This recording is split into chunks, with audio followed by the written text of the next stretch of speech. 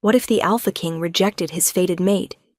Not because she was weak, but because she was powerful enough to destroy him. What if that rejection wasn't cruelty? It was fear. Because the moment he turned her away, the moon goddess whispered a prophecy that shattered the throne. The Omega you reject will bear your children, and they will end your bloodline. 3 years later, the prophecy came true. His son was born with the power to see the future, and in his very first vision, he saw his father's death. But here's the twist. The boy didn't want to stop it. He wanted revenge. And when the Alpha King finally came crawling back to the mate he'd destroyed, begging her to save him from the fate she'd warned him about, she faced an impossible choice. Save the man who broke her, or unlock the full force of her gift, and become the most powerful being alive. Because Alara Ashwood isn't just an Omega, she's the Oracle, and even destiny bows before her. Before we dive into this story of prophecy, betrayal, and a love too powerful for fate to contain, tell me, where are you watching from, Pack? Drop your location in the comments, hit that like button if you're ready for a story that'll make your wolf howl, and subscribe to Alpha Wolf Romance Library, where rejection isn't the end, it's the beginning of power. They said the moon goddess blessed every wolf with a purpose, but Alara Ashwood learned early that blessings could also be curses. Her first vision came when she was just 7 years old. She was chasing fireflies in the pack gardens when the world suddenly shifted. The sky split into colors she had no name for, and her surroundings blurred like melting paint. Then she saw it. Her best friend Lily, struggling in a river, water closing over her small face. 3 days later, it happened exactly as Alara had seen. She screamed for help, tried to warn everyone, but they called her dramatic. When the tragedy struck, their pity turned to fear. An Omega child with foresight? That wasn't a gift. It was a danger. By the time she was 13, wolves crossed the street when they saw her. By 21, she had learned to hide her visions behind a soft smile and quiet obedience. She became the invisible Omega healer, tending wounds, gathering herbs, blending into the background. But on nights when the moon turned red, her gift refused to stay silent. She would see flashes, blood on royal crests, crowns sinking into rivers of silver, a throne crumbling to dust. Visions of things no Omega should see, visions that burned like fire in her skull until she whispered them into the darkness, praying the goddess would take them back. But fate doesn't take back what it gives. It only waits. That waiting ended on the night of the Blood Moon Gathering. Every decade, the packs of the realm came together under the crimson sky to petition the moon goddess for their destined mates. For Alara, it was supposed to be another night to endure, not to dream. But her alpha had insisted. Every unmated wolf over 21 had to attend. So she went, dressed in borrowed white, heart steady, eyes downcast. The clearing was breathtaking. Thousands of wolves gathered in sacred silence as the blood moon climbed into the heavens, painting the forest in red-gold light. At the center stood Alpha King Damon Silvercrest, tall, regal, his aura radiating power. Every wolf bowed instinctively. His silver eyes scanned the crowd, the weight of his presence like gravity itself. Rumor said he'd waited years for this moment, for the moon goddess to reveal his mate. Then the royal seer, Moira, began to chant. Her voice trembled like wind through bone. The air thickened, humming with sacred energy. Alara felt something stir deep in her chest. The ground seemed to breathe beneath her feet. Her heart pounded once, twice, and the world shattered. The vision hit like lightning. She saw Damon's face illuminated by moonlight as he reached for her hand.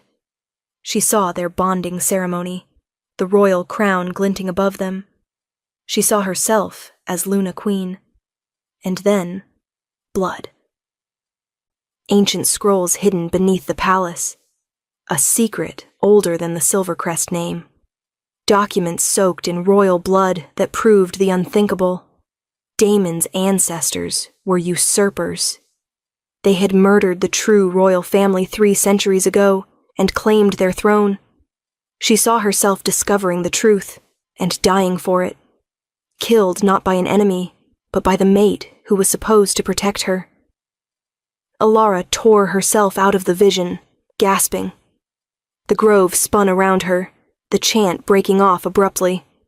Across the clearing, Damon's silver eyes locked onto hers, and the mate bond ignited. But it wasn't the gentle warmth others described. It was wildfire, violent, raw. Their souls clashed like storms colliding, power tearing through her veins.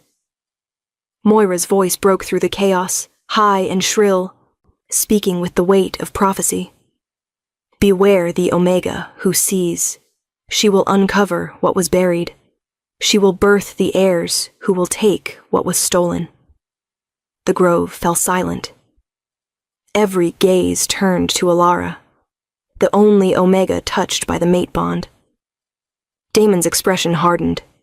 "You're a seer," he said flatly, her heart hammered. I don't know what you mean." "You saw something," he pressed. "What did you see?" Alara opened her mouth, but before she could answer, she felt it. His fear. Not of her. Of what she knew. "I saw nothing," she whispered. Moira's eyes glowed white. She lies. The throne's secret bleeds through her visions. Damon stepped back as if struck. For one fleeting second, pain crossed his face, a flash of longing, regret. Then it was gone, replaced by cold command. The prophecy is clear. The moon goddess has made an error. "No," someone gasped.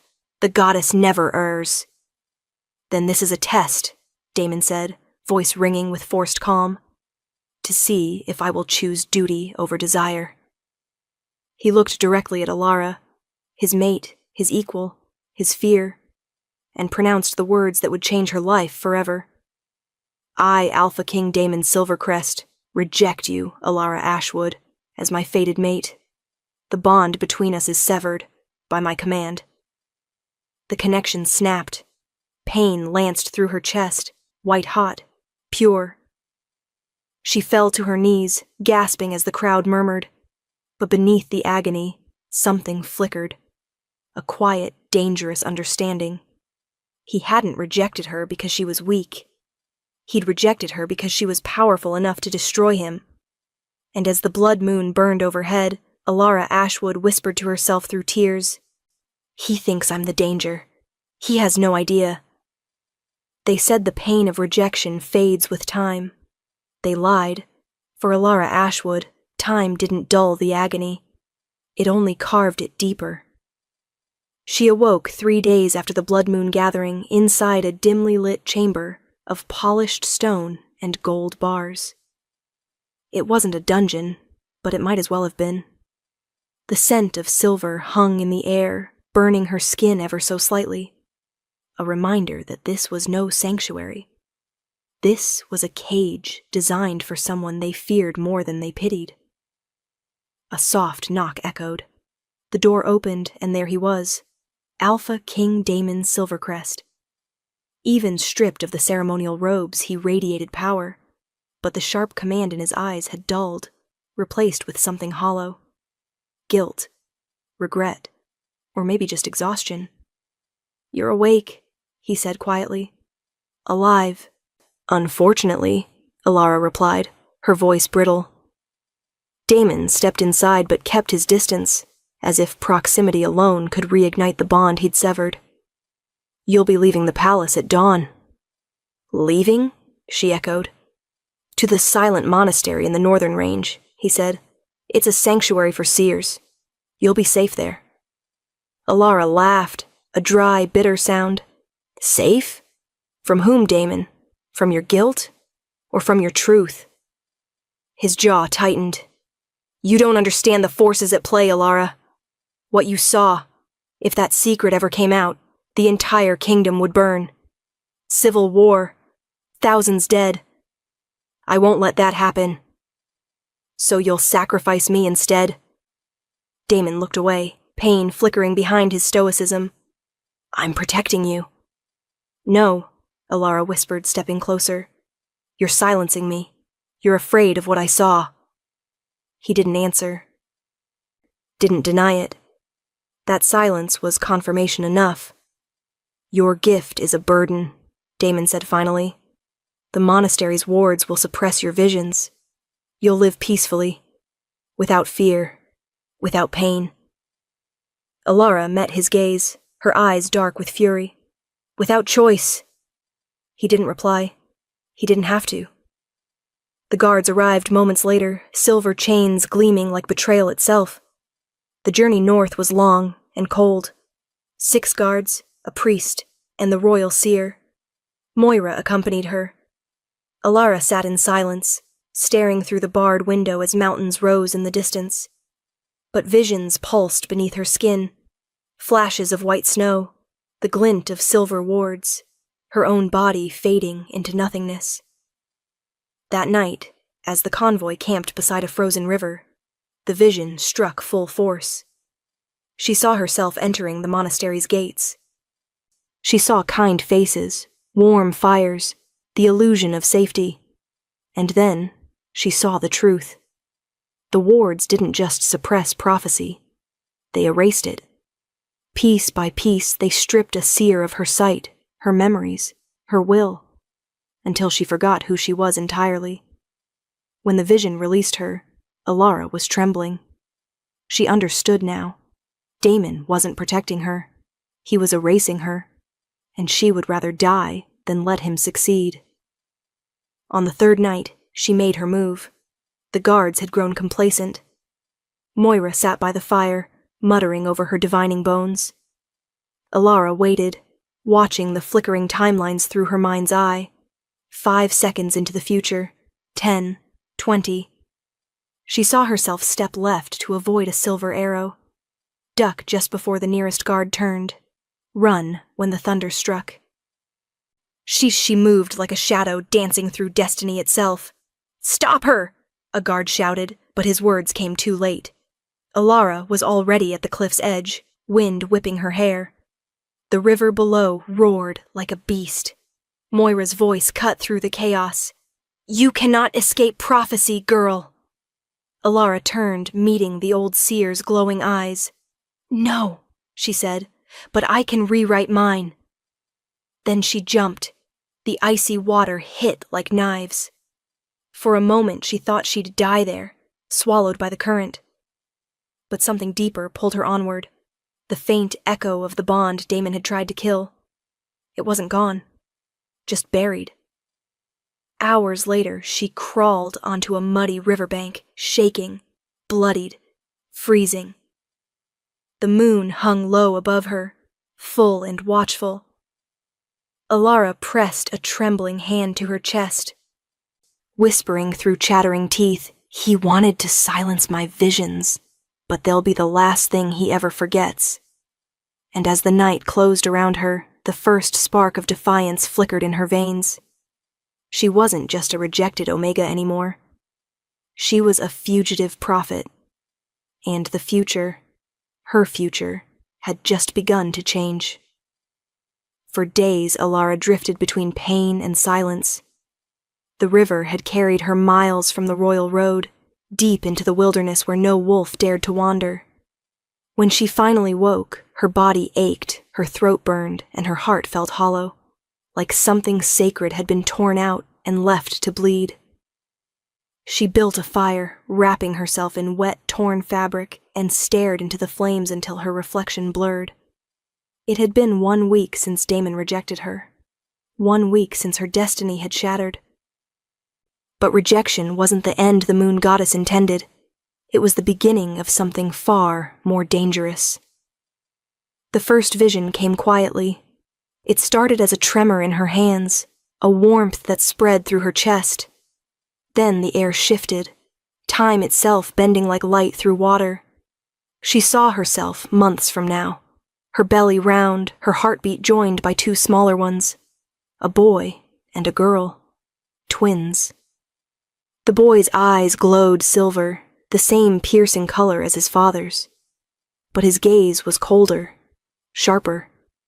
He saw futures like threads, countless possibilities hanging before him, and he chose which ones to cut. The girl was softer, her aura golden white.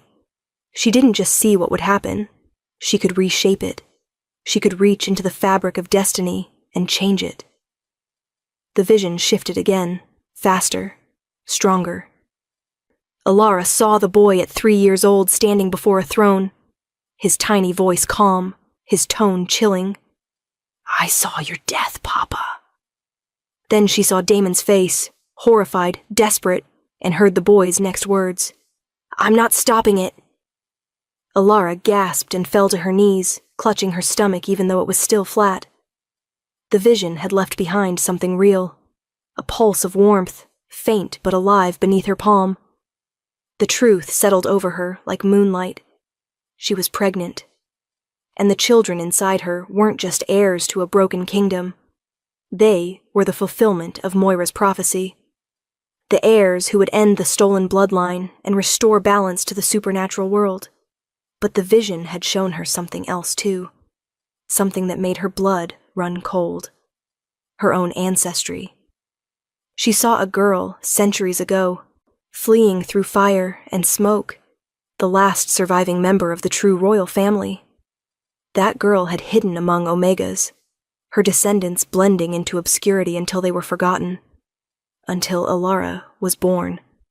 Her entire life, her visions, her Omega status, her rejection, it had all been part of the goddess's design. The moon goddess hadn't made a mistake pairing her with Damon. She'd been correcting one. The bond between them wasn't love. It was a weapon forged by fate itself. 2 bloodlines colliding to create the heirs who would reclaim what was stolen. Alara lifted her eyes to the sky, the blood moon faintly visible behind drifting clouds. "You didn't reject me because I was weak," she whispered. "You rejected me because I was the one thing you couldn't control." And now, she realized, that power was growing inside her. Days passed. Alara traveled north, guided by visions instead of maps. She hunted when she could, slept in caves when it rained, and listened to the forest whisper her name. Her gift had changed. It no longer came in flashes of torment. It flowed like instinct. Every choice she made felt directed by unseen hands. On the 9th night, she reached a cliff overlooking a valley of mist.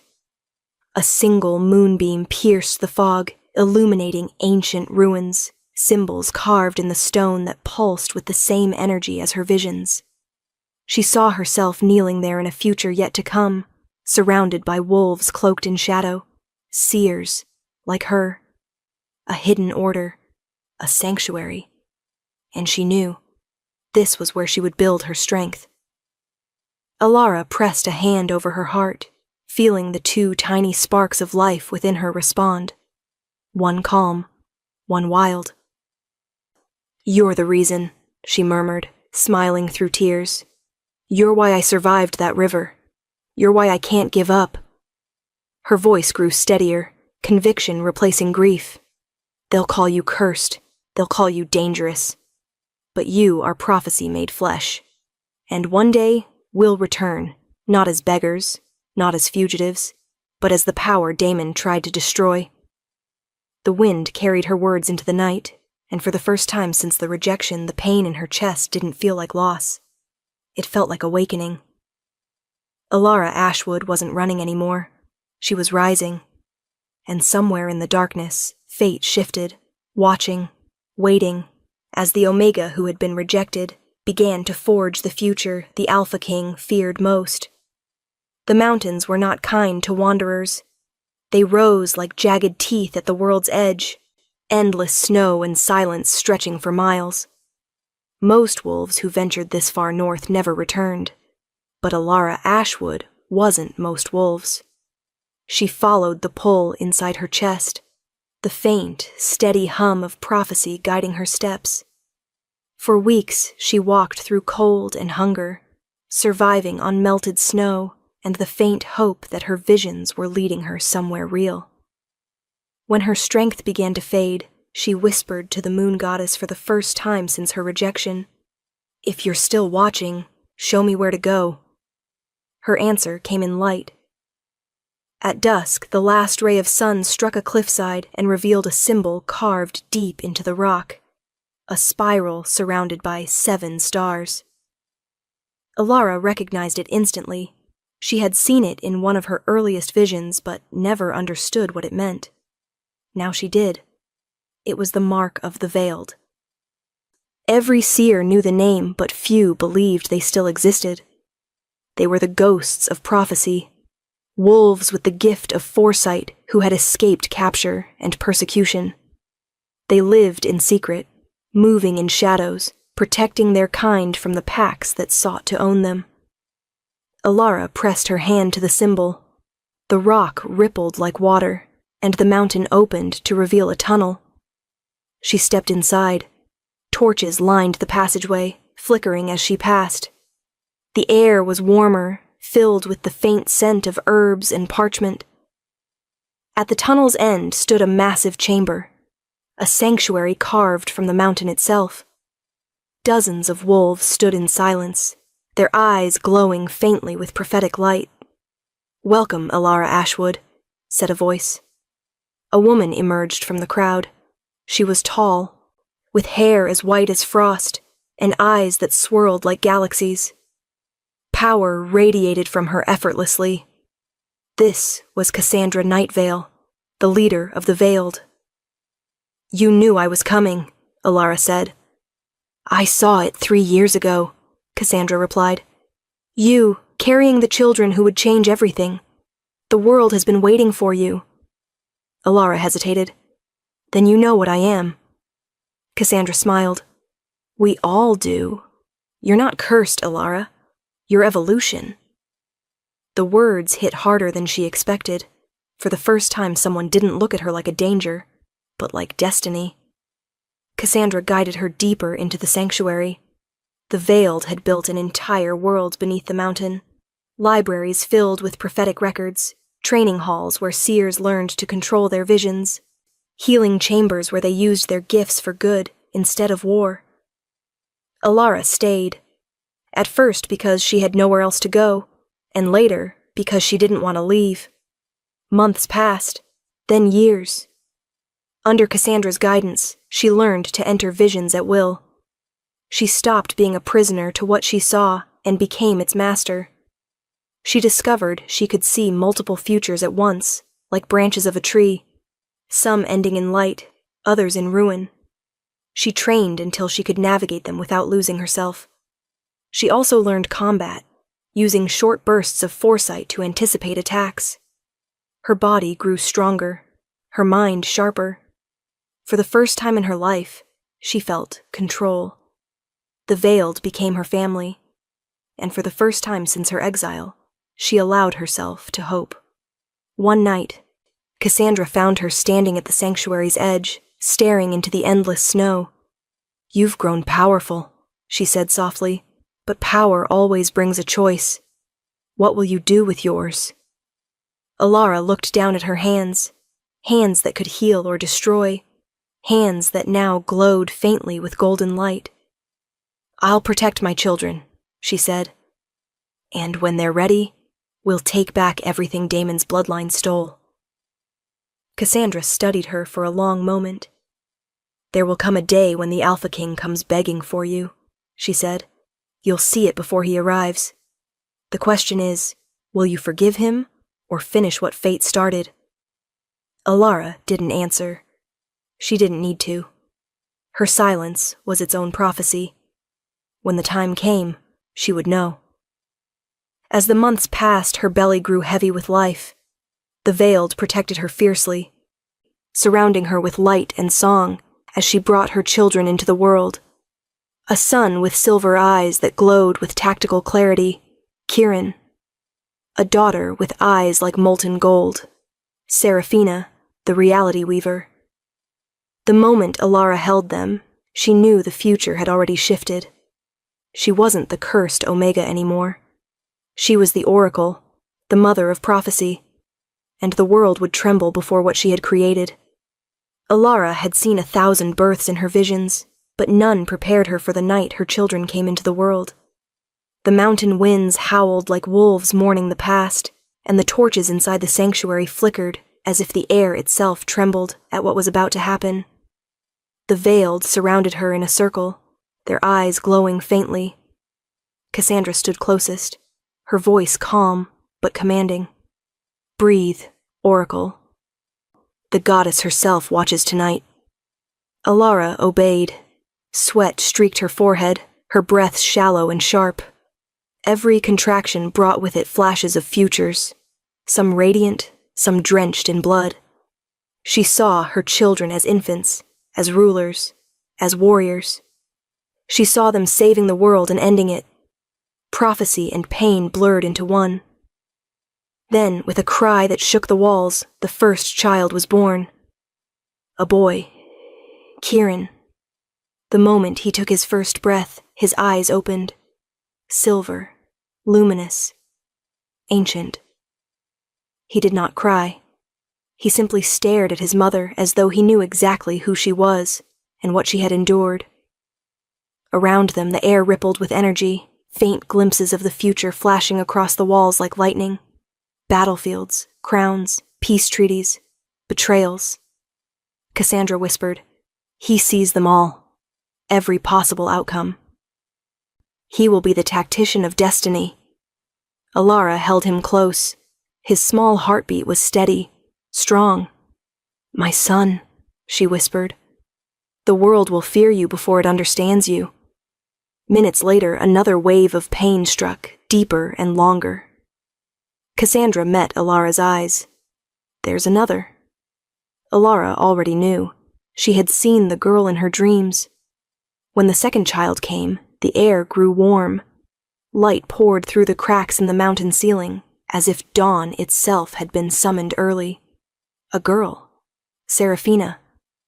Unlike her brother, she cried, a clear, piercing sound that carried through stone and snow. Her tiny fists clenched, and something impossible happened. The torches that had been dying flared back to life, brighter than before. A broken vase in the corner mended itself. Even Alara's exhaustion lifted slightly, as though time had rewound. "She changes reality," Cassandra murmured. "The Weaver. The world will bend when she wills it." Alara could only stare. One child saw what would come, the other could alter it. Prophecy and creation, twin forces born of the same blood. She gathered them both in her arms. Their warmth soaked through her, filling every hollow place rejection had carved. The tears she shed this time were not of pain. They were of awe. "These are the heirs the prophecy spoke of," Cassandra said softly. "The ones who will end the false line and restore what was stolen." Alara looked up. "Or destroy everything if I fail to guide them." Cassandra nodded. "Prophecy is never mercy. It gives potential, not certainty. The choice will always be yours." Alara understood. Her children were neither blessing nor curse. They were balance. What they became would depend on what she taught them. As the days passed, the sanctuary celebrated. The veiled saw omens in every candle flame, every tremor of the mountain. Some whispered that the goddess herself had touched these children. Others whispered warnings, two beings that powerful could tear the world apart. Alara ignored both. She focused on learning them. Kieran was quiet, thoughtful. Even as a baby, his eyes would fix on people for long moments, studying, calculating. Sometimes, when she rocked him to sleep, he would blink rapidly, and she would see faint flashes of futures she hadn't sought. Images of him older, leading armies, shaping the outcomes of wars before they began. Seraphina was the opposite, wild, emotional, curious about everything. Once, when she fussed, a cup near her cradle melted into gold dust and then reformed as a flower. The world obeyed her emotions, and Alara quickly realized that love and calm were more powerful teachers than commands. Late one night, when both children finally slept, Alara sat beside them and whispered, "You are the reason the goddess kept me alive. You are the reason he feared me. But I will never let fear shape you." She traced a finger down Kieran's small hand, then over Seraphina's. "You will learn power, but you will also learn mercy, because I've seen what happens when power forgets love."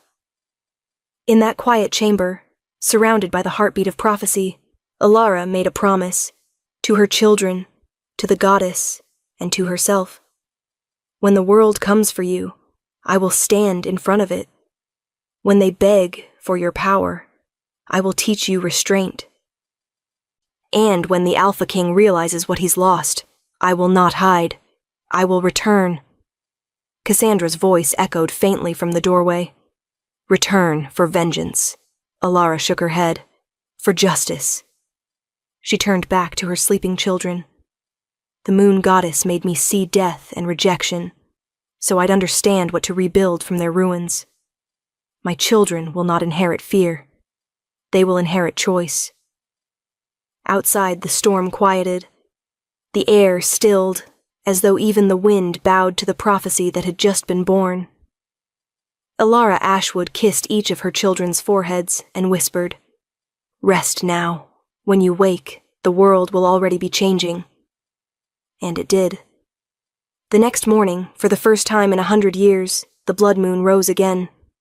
Not in omen, but in recognition. The goddess was watching. The oracle had fulfilled her purpose. And the future had opened its eyes. In the royal city of Silvercrest, dawn no longer felt like dawn.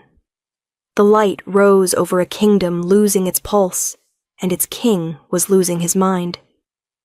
3 years had passed since the blood moon gathering.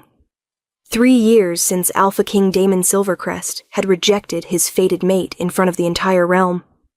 He told himself it had been the right choice, that the throne needed protection, that the prophecy demanded sacrifice. But every night, when the palace fell silent, he could still feel her presence in the shadows. The echo of the bond he had severed refused to die. At first he thought it was memory. Then the visions began.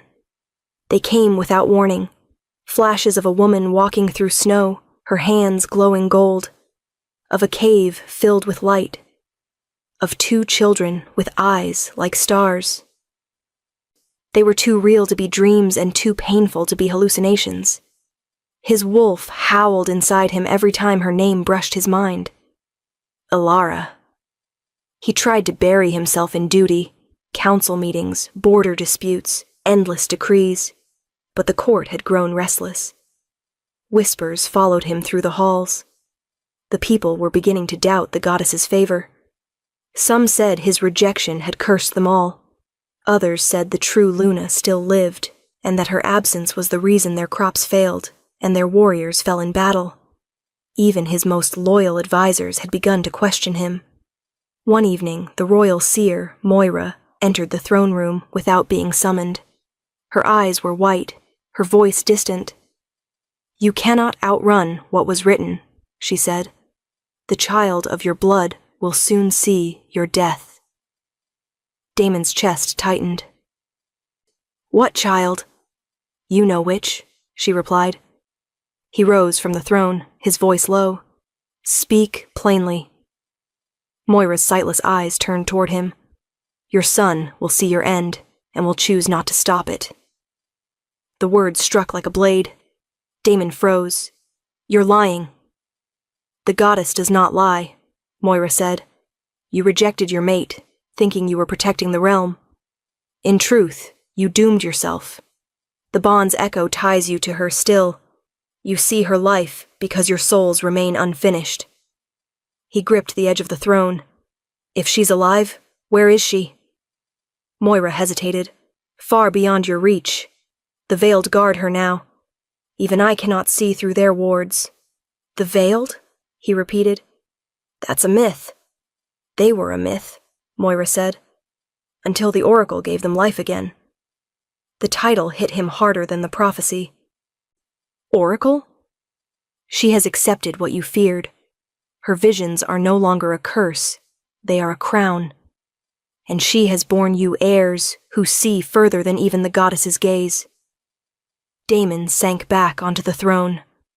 The air felt too thin to breathe. I rejected her to save this kingdom, he whispered. I gave up everything.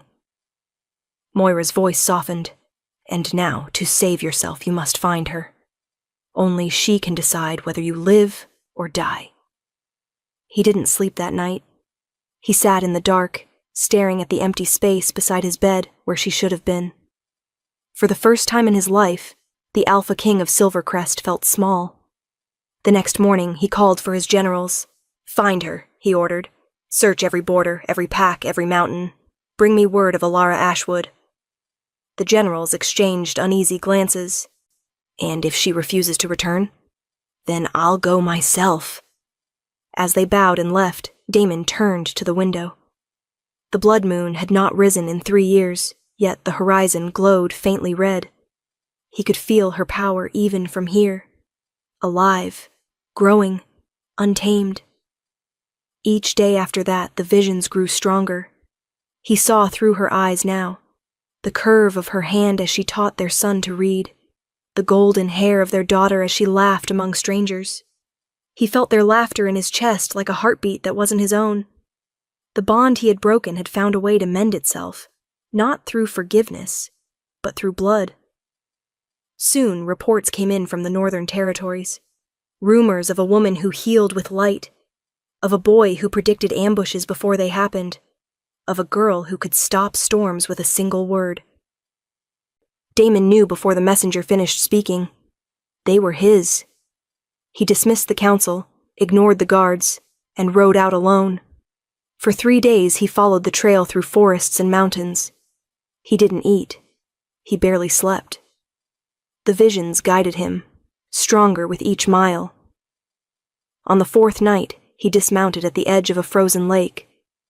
The air shimmered faintly, charged with prophetic energy. He knew this was as far as he could go. The wards around her sanctuary pulsed like a heartbeat, warning him away. He fell to his knees, the weight of regret finally breaking through his pride. Ilara, he whispered into the cold air. If you can see me, if your visions still reach this far, know this. I was wrong. About the prophecy. About you. About everything. The wind shifted, carrying his voice into the mountains. For a moment, he thought he heard a reply, a whisper of a woman's voice saying his name, but when he looked up, there was only silence. Back in the capital, the visions didn't stop. They changed. Now he saw his own death. A blade, a child's hand, and silver eyes filled not with hatred, but judgment. He knew it was only a matter of time. And for the first time since the blood moon, Alpha King Damon Silvercrest felt true fear. Not of losing his crown, but of facing the mate who had become his destiny's reckoning. The day the oracle returned to the capital, the sky bled silver. It began as a whisper at the city gates. Merchants paused mid-sentence. Guards lowered their weapons without knowing why. A ripple of awareness moved through the crowd, a hum that grew louder with every heartbeat until the palace bells began to toll on their own. The air itself seemed to bow. Alara Ashwood had come home. She did not arrive hidden or humble. She rode at the front of a procession of seers draped in black and white, the colors of prophecy.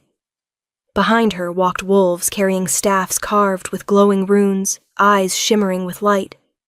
And beside her, walking hand in hand, were 2 small children, a boy with silver eyes calm as winter, and a girl whose gaze turned the sunlight gold. Kieran and Seraphina. Every step they took left faint trails of light in the dust. Every person who saw them knew they were witnessing something holy or something dangerous. At the palace gates, the guards moved to bar her path. Alara raised one hand. The world paused. For a heartbeat, time itself held its breath. Then the gates swung open on their own, she entered without another word. Inside the throne room, Damon waited. He stood at the base of the dais instead of upon it, his crown abandoned on the steps behind him. The years had changed him. The proud Alpha King now looked older, heavier, his power dimmed by sleepless nights and unending guilt. When his eyes met hers, the bond's echo flared like a wound reopening. "Ilara," he said, his voice rough, "you came." "You called," she answered, "even if you didn't say the words." His gaze shifted to the children. "They're yours," she said, "and mine. The proof of what you threw away." Silence filled the room. Then, slowly, Damon dropped to one knee. "I wronged you," he said. "I wronged them. I thought rejecting you would protect the realm, but all I protected was a lie." Ilara studied him, her expression unreadable. "You're not here to confess, Damon. You're here because you saw your death." He lifted his eyes. "Then you know why I need your help." "You need more than my help," she said. "You need truth." She walked past him, climbing the steps until she stood where the throne used to symbolize power. "Your bloodline stole this seat 3 centuries ago. Your family murdered the rightful rulers and built their empire on their graves. You rejected me because you feared I would expose it. You were right." Her voice echoed through the hall, calm and cutting. "The kingdom deserves to know who leads them. They deserve choice." The courtiers gathered around the edges of the room began to murmur. Damon rose slowly. "If I tell them, chaos will follow. The packs will turn on each other. The throne will fall." "Then let it fall," Ilara said. "If a crown demands blood and silence, it's not a kingdom. It's a cage." Kieran tugged gently on her sleeve. "Mama," he whispered. "He's scared." "I know," she murmured. The boy stepped forward, small but unshaken. "You saw your death, Papa," he said. "I saw it too." Damon's breath caught. "You did?" Kieran nodded. "It comes soon, but it doesn't have to." The words hung in the air, bright and heavy. For the first time, Damon looked at his son not as a prophecy, but as a mirror of everything he had lost. "What must I do?" he asked. Ilara faced him fully. "Stand beside me, not above me. Speak the truth. Abdicate your title and help me build something new. A council where bloodlines mean nothing, where strength and vision rule together." Damon hesitated only a moment, then bowed his head. "I'll do it." The courtiers gasped, but Ilara only nodded, as if she had already seen this choice play out 1,000 times. "You were never meant to be my king," she said softly, "but you can still be their father." Kieran looked up at him, eyes flashing silver. "Mama says mercy is harder than revenge." "And she's right," Damon said quietly. "But mercy is what makes us worthy." Ilara turned to leave, her children following. At the threshold she paused and looked back. "The prophecy began with rejection," she said. "It ends with choice. Remember that, Damon." As she stepped into the courtyard, the first drops of rain began to fall, silver against the stone. The people waiting outside dropped to their knees, not because she commanded it, but because they felt it. The old era dying, the new one being born in the footsteps of the woman they once called cursed. For the first time in centuries, the throne room of Silvercrest stood empty. And from that emptiness, a different kind of power began to rise. The fall of a crown is not the end of a kingdom. It is the beginning of truth. In the days after Ilara's return, the capital trembled. Rumors spread faster than fire. Some called her savior. Others whispered that the Omega Witch had come to finish what the prophecy began. But Ilara did not seek to destroy. She sought to rebuild. Her first act was simple and absolute. The throne was dismantled. The gilded seat that had ruled the supernatural realm for centuries was carried from the palace and cast into the river. Where kings once sat, no one would again. In its place, she announced the Council of Equals, 7 seats for 7 strengths: seer, warrior, healer, strategist, diplomat, scholar, and the people's voice. The declaration stunned the realm. Alphas protested, elders warned of chaos. But the people, the ones who had lived too long under bloodline rule, cheered until their throats were raw. Damon stood beside her as she spoke, no crown on his head, no guards at his back. For the first time, he looked like a man rather than a symbol. When she spoke, he listened. When she paused, he stayed silent. The proud Alpha King had become a witness to the world he once feared. That night, when the council chamber finally emptied, he found her standing by the balcony overlooking the city.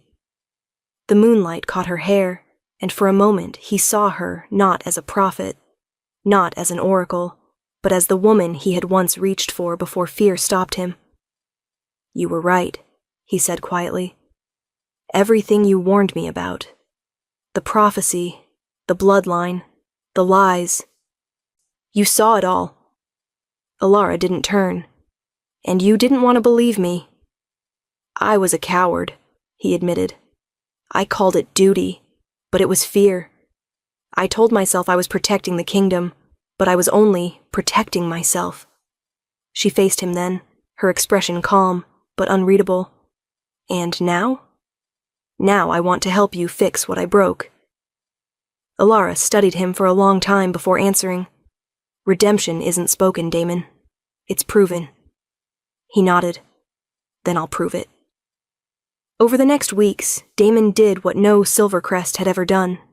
He walked among the citizens. He worked beside the guards who had once bowed to him. He joined Alara in council meetings, listening instead of commanding. When a famine threatened the southern packs, he rode there himself to oversee aid, returning thin, dust-covered, and unrecognizable from the man he had been. But change did not come easily. Not everyone accepted the new order. Several alphas conspired to restore the monarchy. Others plotted to kill Alara and her children, believing their deaths would break the prophecy.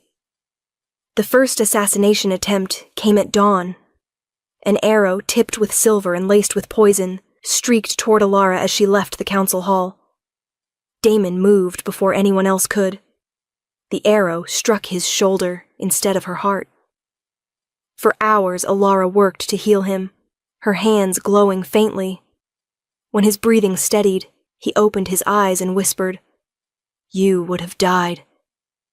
"I've seen worse," she said. "You shouldn't have to," he replied. "Not because of me." Alara sat back. "Then keep proving I don't." From that day forward, the people began to see what she saw, the possibility of change. Damon no longer ruled by fear, he led by example. When the council faced impossible decisions, he turned to her first. When unrest threatened to divide them, her visions guided their way. But with peace came something she hadn't expected. The bond's echo returning, soft but insistent. It was no longer pain.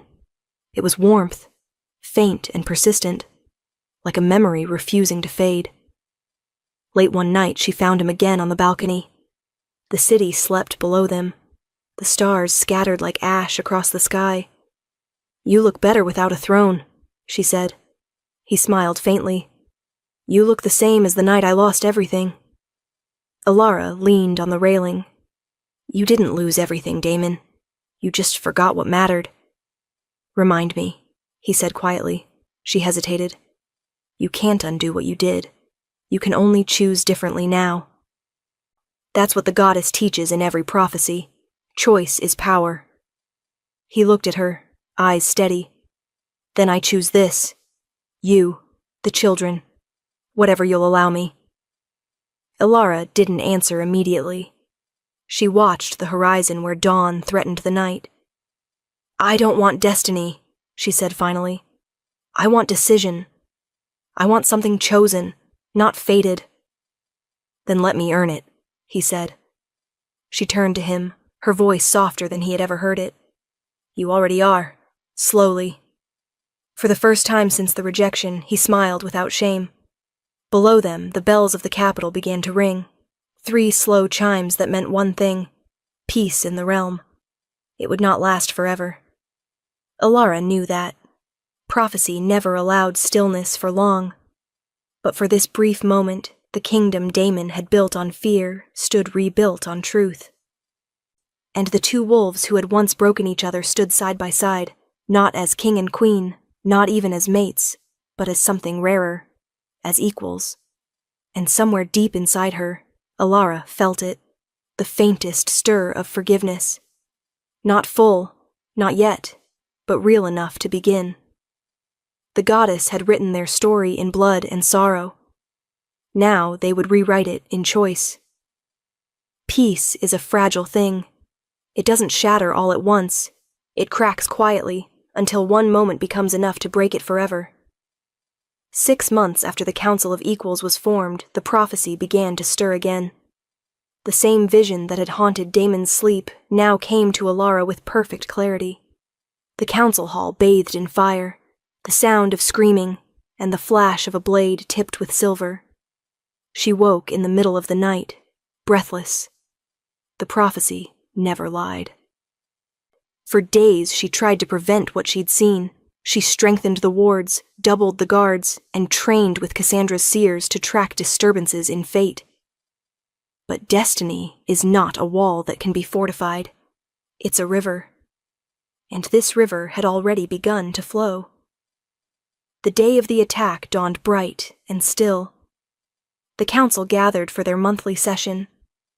Alara stood beside Damon at the round table, Kieran and Seraphina seated in the observer's alcove. The topics were routine: trade routes, healer shortages, the rebuilding of the northern border. Then everything changed. A tremor ran through the floor. The torches flickered once, then died. Every seer in the chamber froze at the same instant. No visions came, no warnings. The future had gone silent. Alara's blood ran cold. Only one kind of being could blind prophecy: void walkers. They appeared like smoke given shape, humanoid, but wrong. Their movements rippled, their faces shifting. Blades gleamed in their hands, black metal dripping with poison. They didn't speak. They only struck. Damon shoved Alara aside as the first blade slashed across his chest. The poison hissed where it touched skin. He staggered but stayed upright, fighting with the ferocity of a wolf who refused to die without purpose. 2 assassins fell under his claws, but a third found its mark, plunging deep into his side. Alara reached him too late. He fell to his knees, blood spreading across the floor. "Don't," he started, but the poison seized his voice. Alara turned toward the children. "Kieran, Sarah, stay back." Kieran's eyes glowed silver. "I see them, Mama," he said. "All of them." His voice trembled. "They came through the cracks in time. They weren't meant to exist here." "Then show me how to stop them." He shook his head. "You can't. They're outside of destiny." Seraphina stepped forward, her small hands trembling. "But maybe destiny can move," she whispered. The girl's eyes turned molten gold. The air around her shimmered, bending. The nearest Voidwalker froze, its form breaking apart like glass. Another followed, then another, until only silence remained. When the last of them vanished, Seraphina collapsed into Alara's arms, exhausted. But Damon was fading fast. Alara dropped to his side, pressing her glowing hands to the wound. The poison resisted her healing, spreading like ink under skin. Kieran crouched opposite her, tears streaking his cheeks. "It's happening," he said. "The future I saw." "No," Alara said fiercely. "Not while I'm still breathing." "You can't stop it, Mama," Kieran whispered. "He dies here. That's what I saw." Alara met his eyes. "Then look again." The boy hesitated. His eyes flared brighter. The the silver deepening until the room itself seemed to fade. He was seeing deeper now, beyond the surface of fate, into its foundations. His voice dropped to a whisper. "There's another path," he said.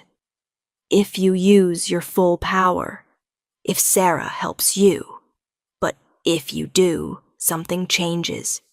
You'll save him, but the cost is yours." "What cost?" "You'll lose part of your sight. The power you use won't return." Alara looked down at Damon, his breath shallow, his eyes glassy. He was watching her, trying to speak. "Let me go," he managed. "Don't trade your gift for me." She shook her head. "You traded my life for your crown once." "I won't repeat your mistake." Kieran nodded slowly. "I'll guide the energy.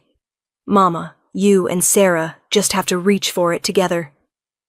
Alara took her daughter's hand, closed her eyes, and opened the floodgates of her power. Light filled the chamber. Not the gentle light of healing, but the raw brilliance of creation itself. Time unraveled and rewove. The poison melted away, the wound closing under her palm. For one terrifying second she felt everything. Every life in the kingdom, every heartbeat, every possible future. And then it was gone. When the light faded, Damon gasped and drew a full breath. The color returned to his face. He was alive.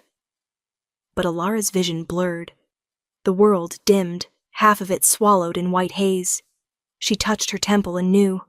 Half her prophetic sight was gone forever. Damon saw the cost in her face. "Alara." She silenced him with a look. "Don't waste my choice." Kieran wiped his eyes. "The prophecy changed. You were supposed to die, but Mama rewrote it." Alara turned to her son. "Then remember this, Kieran. Prophecy isn't prison. It's potential. You can always choose differently." She stood, unsteady but strong. The council members watched in stunned silence as she helped Damon to his feet. When he tried to thank her, she stopped him again. "Don't thank me. Prove me right." That night, when the city learned the oracle had saved the former king's life, something shifted across the realm. The people no longer saw a rejected Omega or a fallen monarch. They saw two wolves who had learned to bend fate without breaking it. And in the quiet that followed, Alara looked at Damon and said the words she never thought she would. "You once rejected your mate to save your kingdom," she said. "Now save it again, by building it new." For the first time, he didn't bow as a king. He bowed as a man who finally understood what it meant to serve. 3 moons passed after the night of the attack, and the realm began to heal. The Council of Equals stood stronger than ever, its members united not by fear, but by purpose. The people had started to call Alara and Damon something new, the wolves who chose. The story of the rejected Omega and the fallen king spread across every pack and border. Some told it as legend, others as warning, but all agreed on one truth. The prophecy had not been broken. It had been rewritten. Alara moved through her days slower now. Half her prophetic sight was gone, the world dimmer on one side, but her heart had never been clearer. She had saved him, not because she needed him, but because she chose to. And that choice had changed everything. Damon no longer commanded rooms. He earned them. He no longer hid behind titles. He led beside her. When he walked through the capital, people bowed not to a crown, but to a man who had laid it down. Each evening, after the council adjourned, he would find Alara on the same balcony where they'd once argued. They would speak quietly, not of power or politics, but of children, of peace, of what could come next. One evening, as twilight fell and the first stars appeared, Damon joined her again. She didn't turn to face him. She already knew he was there. "You're late," she said softly. "Old habits," he replied. "Kings are always late. Men shouldn't be." Alara smiled faintly. And which are you now? Trying to be the latter. He hesitated. You haven't said a word about what happened that night. About what you lost. I didn't lose, she said. I traded. I gave up sight to gain peace. And it was worth it. Damon's jaw tightened. You shouldn't have had to pay that price. I should have. She cut him off gently. You already did. You lost everything you thought made you powerful. And in doing so, you found what truly does. He looked at her, the wind stirring his dark hair. Then let me give you something in return. Alara finally turned to face him. And what could you possibly give me that I don't already have? Choice, he said. The same thing you gave me. He dropped to one knee, not in submission, but in sincerity. I rejected you once because fate told me to claim you, he said. But I don't want fate anymore. I want you. Not as the moon goddess's gift, but as the woman who rebuilt the world I destroyed. So I'm asking, not as king, not as alpha, as Damon. He reached out a trembling hand. Will you choose me? The question hung in the night air, fragile and sacred. Alara's heartbeat echoed in her ears. Years of pain, exile, and prophecy flashed through her mind. Every vision that had once told her this could never be. And yet, here he was, stripped of pride and power, waiting. She stepped closer. Do you know what you're asking? I do, he said. To earn you every day. To love you without ownership. To share the bond not because destiny demands it, but because I do. Alara's eyes glistened. Then stand, Damon Silvercrest, and listen. He rose, and she took his hand, her voice steady but soft. I, Alara Ashwood, once your fated mate, now your equal, choose you. Not because prophecy says so, not because forgiveness requires it, but because I want to see what love looks like when it's free. In that moment something ancient stirred, not the old mate bond, but something deeper. A chosen bond, born of will, not destiny. It flared between them, steady and warm, threading their souls together in mutual recognition. No lightning, no pain, just peace. Damon exhaled as if his heart had been waiting for this breath his entire life. I'll never stop proving I deserve this, he said. I know, Alara replied. That's why I said yes. When they stepped from the balcony back into the hall, the council members waiting inside rose to their feet. Kieran and Serafina stood at the front, eyes shining with pride. Does this mean we're a real family now? Kieran asked. Alara smiled. We always were. Even when Papa was dumb? Serafina added. Damon laughed, a real, unguarded sound that made everyone in the room smile. Especially then, he said. The chamber erupted in applause, not for royalty, but for renewal. The prophecy that began with rejection had ended in choice. The Alpha King and the Oracle had defied the Moon Goddess's script and written their own. That night, the blood moon rose again, not crimson with wrath, but gold with blessing. Its light fell over the Capitol, over the council hall, over the family standing hand in hand. The goddess watched in silence, and for the first time she smiled. Because sometimes, even destiny needs to be reminded that love is strongest when it's chosen. Years passed. The Silvercrest Capitol no longer echoed with the sound of commands, but with the hum of laughter and life. The Council of Equals had become more than a government. It was a promise kept. The packs that once warred now traded and trained together. No thrones, no crowns. Only voices, united by choice. Alara walked the palace gardens one evening. Her steps slow, her sight faded further on one side, but her awareness deeper than ever. The air was warm, the moon bright above her. Her children's laughter carried through the night, older now, nearly grown. Kieran had become a strategist without rival, Armies sought his counsel before any campaign, not because he saw every possible outcome, but because he understood mercy as a weapon stronger than steel. Seraphina had risen to the seer's seat on the council, the youngest ever. Her power had matured into something awe-inspiring. She didn't just see fate anymore. She could shape it. Alara often watched them in quiet pride, knowing they were living proof that prophecy was never a prison. It was potential waiting for courage. Damon joined her in the garden, his hair streaked with silver, his smile softer with age. "You always come here when the moon is full," he said. "I like to remind her that I still remember," Alara replied. "Remember what?" "That she never cursed me," she said. "Only tested me."